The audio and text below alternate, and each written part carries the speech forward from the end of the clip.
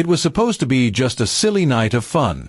A few friends came over, drinks were flowing, and someone suggested we play Truth or Dare.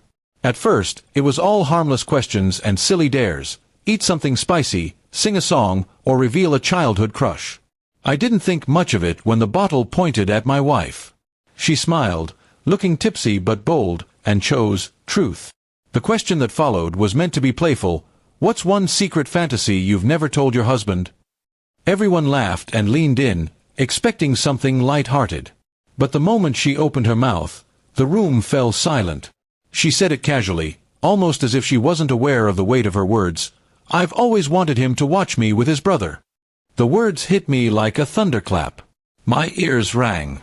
I thought maybe she was joking, but the smirk on her lips and the shock on everyone else's faces confirmed she was dead serious.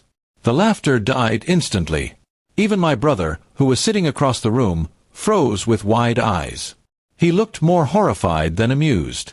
My stomach churned. I forced a laugh to save face in front of everyone, brushing it off like she was drunk and joking, but deep down, I felt a dagger pierce my chest. The game continued awkwardly, but I barely heard the questions anymore.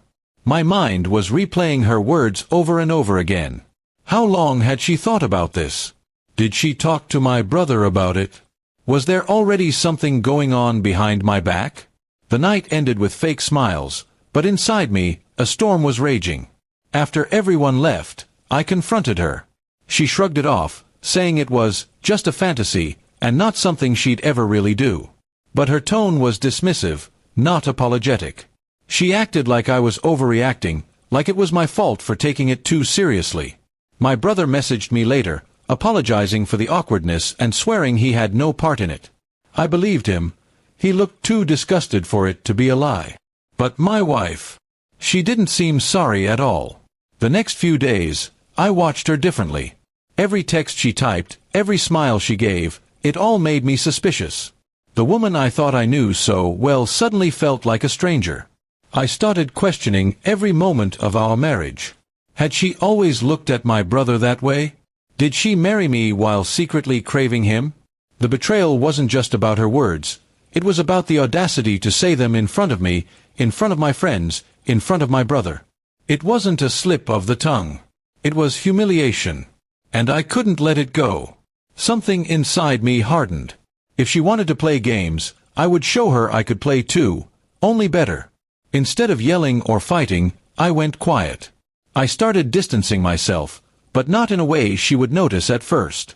I became colder, less affectionate, more focused on myself. I hit the gym harder, worked longer hours, and started networking more socially. She noticed eventually and asked what was wrong, but I brushed it off the same way she had brushed off her confession. Don't take it so seriously. One night, I invited everyone over again.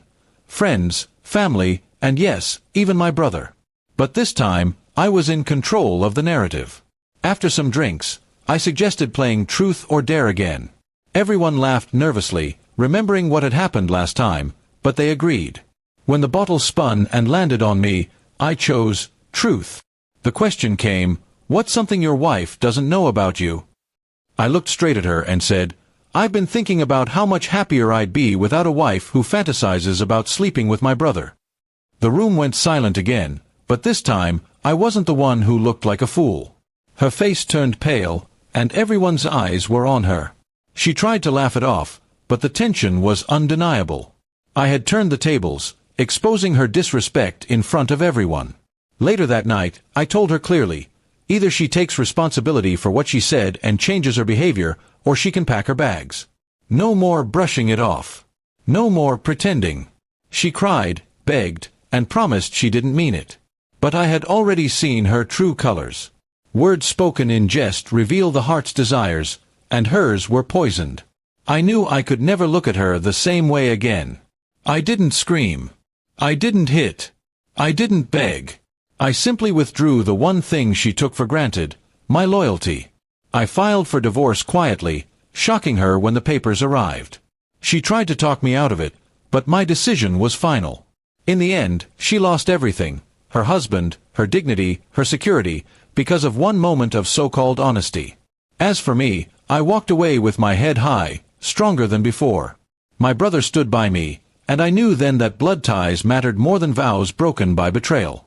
Sometimes revenge isn't about shouting or fighting, it's about letting the other person drown in the mess they created.